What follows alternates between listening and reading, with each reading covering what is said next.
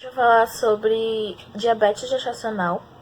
Nosso grupo é composto por Ana Beatriz, Kátia Santos, Jaqueline Cruz, José Anderson Silva e Raquel Reis. Eu vou explicar um pouquinho do conceito de diabetes mellitus no geral. É uma doença complexa e evolutiva, onde é necessitado cuidados médicos através do controle glicêmico. Ela é decorrente ao defeito parcial ou total da falta de insulina produzida pelo pâncreas. Existem quatro classificações das diabetes mellitus. A tipo 1, a tipo 2, as genéticas, outros tipos específicos devido a defeitos genéticos e etc. E a que a gente vai focar, que é a diabetes mellitus gestacional. A diabetes mellitus gestacional, ou DMG, é definido como uma doença metabólica causada pela retardação ou não produção total de insulina pelo pâncreas. A DMZ geralmente é classificada como intolerância à glicose. E como essa intolerância é só durante a gravidez, ao final dela, a gestante volta a ter sua glicose normal. Muitas vezes a diabetes gestacional não causa sinais e sintomas, sendo identificada quando a gestante faz exames de rotina durante o pré-natal.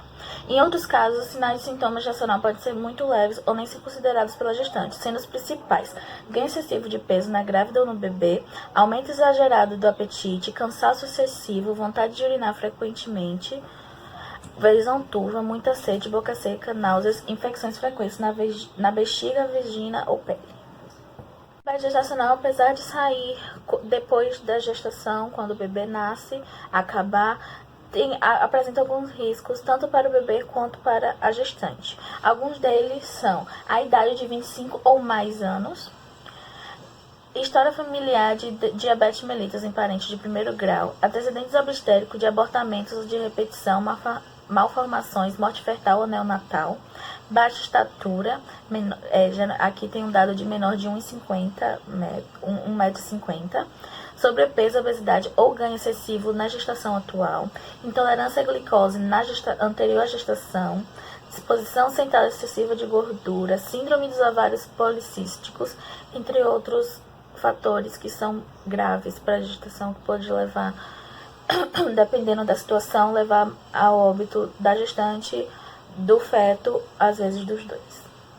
Esse diagnóstico da DMG é feito exame de glicemia em jejum durante o pré-natal e também o TOTG, que é o teste oral de tolerância à glicose, que é possível verificar o organismo da mulher, como o organismo da mulher reage a grandes quantidades de açúcar, que é dessa intolerância que vem a diabetes gestacional, como já foi falado anteriormente. Como é feito o exame? O exame para diabetes mellitus gestacional, o TOTG, é feito entre 24 e 28 semanas de gestação, com os seguintes passos. A gestante deve ficar de jejum por 8 horas. É feita a primeira coleta de sangue em jejum.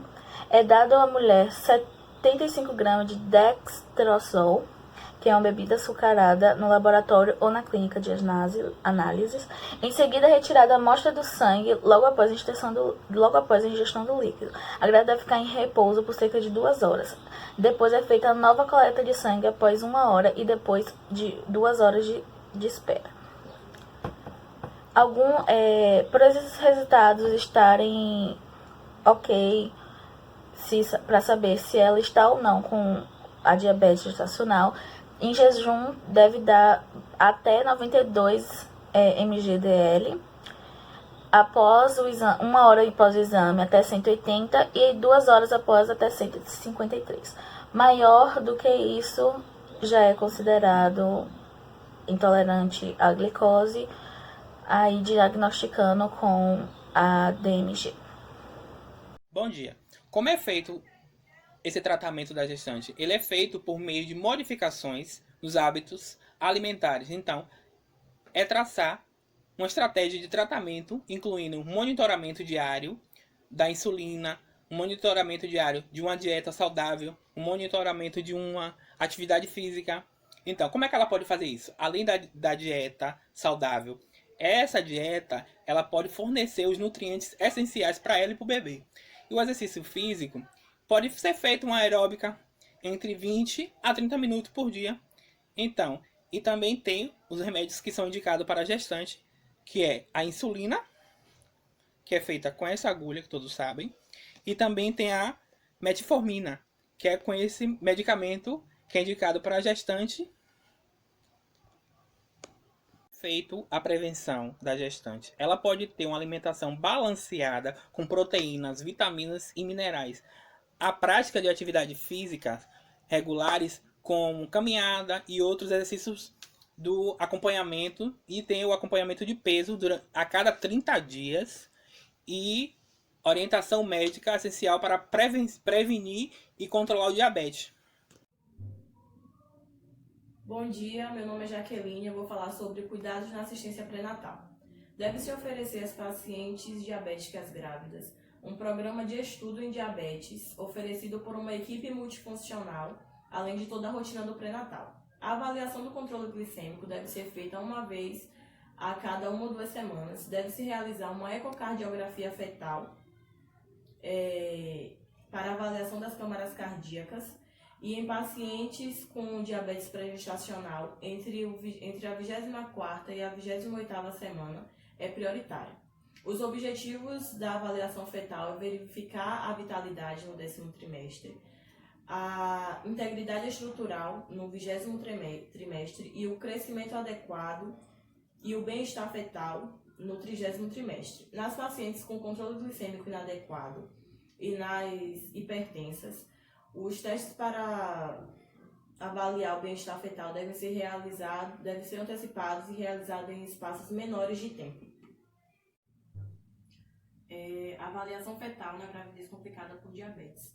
No 10º trimestre, é feito um ultrassom para avaliar a idade gestacional e a transdúcida no cabo. No 20º trimestre, é realizado um ultrassom morfológico para avaliar malformações, um duplo das artérias uterinas e das artérias umbilicais, um ecocardiograma e um ultrassom mensal para avaliar o crescimento fetal. No 30º trimestre é feito um ultrassom mensal até o dia do parto e em caso de suspeita de restrição de crescimento ou feto grande demais para a idade gestacional, é realizada a avaliação a cada 15 dias. Os riscos que acontecem, que pode ocorrer, durante essa gestação, são partos demorados, induções desses partos, tendo rompimento de períneo, por conta do tamanho do bebê, eclâmpsia, infecções urinárias, infecções de rins, entendeu? E para os bebês, ao nascer, ele pode nascer prematuro, pode ter uma hipoglicemia, um aborto precoce, Ele pode nascer... pode correr o risco, de ter, na fase adulta, obesidade. Normalmente esse bebê nasce no macrossômico, a chegar de 4 a 5 quilos. Durante o parto, pode ocorrer alterações no ombro e fratura na clavícula durante o parto. Bom dia, meu nome é Raquel e eu vou falar um pouco sobre a conduta para gestantes diabéticas no parto. A via de parto fica a critério do obstetra junto com a sua paciente.